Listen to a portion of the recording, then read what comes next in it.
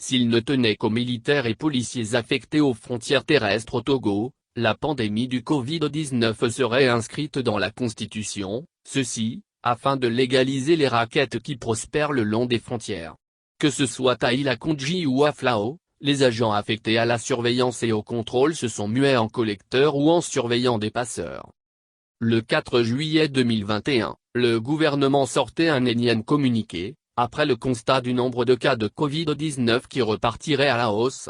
Pour éviter la propagation de la maladie, le gouvernement a de nouveau insisté sur les mesures barrières, port correct du masque, distanciation physique et sociale, lavage des mains à l'eau et au savon, ou à défaut avec une solution hydroalcoolique, éviter de se toucher les yeux, le nez et la bouche, se couvrir le nez et la bouche avec le pli du coude ou avec un mouchoir en cas de toux ou d'éternuement, nettoyer et désinfecter fréquemment les surfaces, en particulier celles qui sont régulièrement touchées, se faire vacciner après enrôlement au 844 dièse.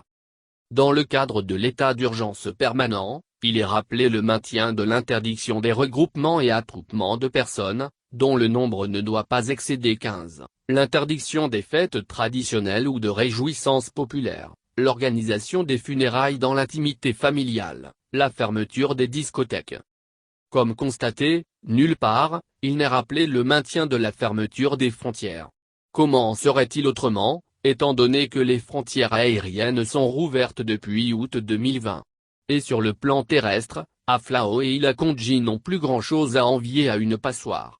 De jour comme de nuit, des populations traversent ces lieux pour se retrouver de l'autre côté du Togo, côté est et ouest. Mais ces traversées ne sont pas autorisées par les forces de l'ordre préposées aux frontières. Aflao.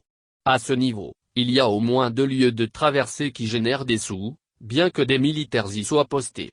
Distants d'à peine 100 mètres, ces 2 endroits sont reconnaissables à la couleur des postes de contrôle peints en vert. Les militaires y sont agglutinés et semblent plus préoccupés par le nombre qui franchit la frontière que par sa surveillance. Sous leurs yeux, des passeurs parquent les candidats à la traversée, et quand le quota est atteint, ce sont ces passeurs qui font le travail, sous le regard satisfaisant des militaires qui font semblant de regarder ailleurs. Chaque candidat débourse avant de passer. Et les tarifs varient, selon qu'on porte des bagages ou non. Les autorités sont-elles au courant de cette situation? Certainement. Nous avons appris qu'il y a quelques années, des caméras avaient été placées pour contrôler le travail des militaires chargés de la surveillance. Mais comme on pouvait le prévoir, l'existence de ces caméras ne faisait pas les affaires des militaires. Un jour, ces caméras n'ont plus fonctionné. Bizarrement. Et la hiérarchie ne s'est plus gênée pour demander qu'un autre système de surveillance soit installé. Vous pensez que nous sommes seuls à bénéficier du business? C'est permis un militaire autour d'un pot. À Ila-Kondji, il est arrivé que les policiers et militaires extorquent 2000 FCFA à chaque candidat à la traversée, avec ou sans les pièces d'identité. Et l'insensibilité y est à son comble. Sous la pluie, des forces de l'ordre ont eu à soutirer des sous à de pauvres femmes portant enfants au dos et dont l'état de dénuement était visible. Lorsque ces femmes demandent des faveurs, il leur est répondu, « Vous voyez que la frontière est fermée, non? Alors retournez d'où vous venez. » Et donc pour ne pas rebrousser chemin, tous les passants sans exception mettent la main à la poche. Un système qui mouille les supérieurs chargés des frontières. Il n'y a pas que les populations civiles qui font du mal au trésor public. Militaires et policiers sont aussi concernés. Lorsque nous avons cherché à comprendre pourquoi cet état de choses, il nous a été rapporté que n'est pas affecté aux frontières qui veut, mais plutôt qui peut être reconnaissant envers sa hiérarchie en charge de la surveillance des frontières. Et dans cette rubrique, ils sont nombreux à être candidats aux affectations aux frontières.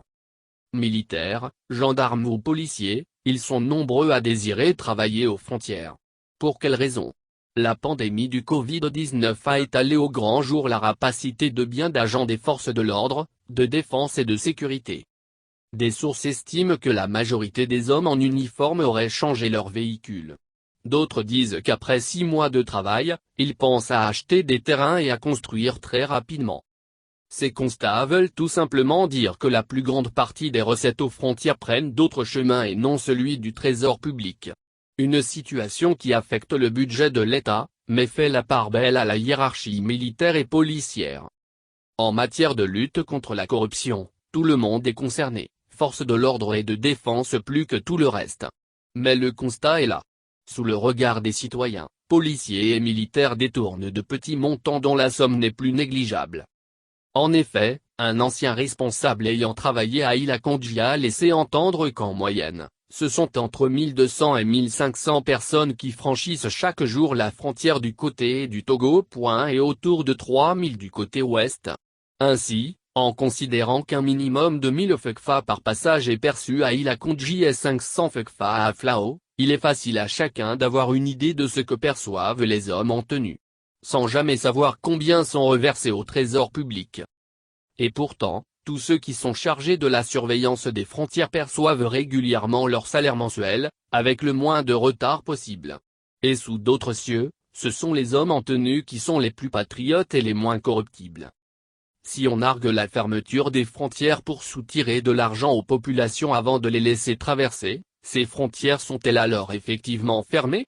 Ou bien ne sont-elles fermées qu'à ceux qui n'ont pas les moyens de payer les militaires et policiers?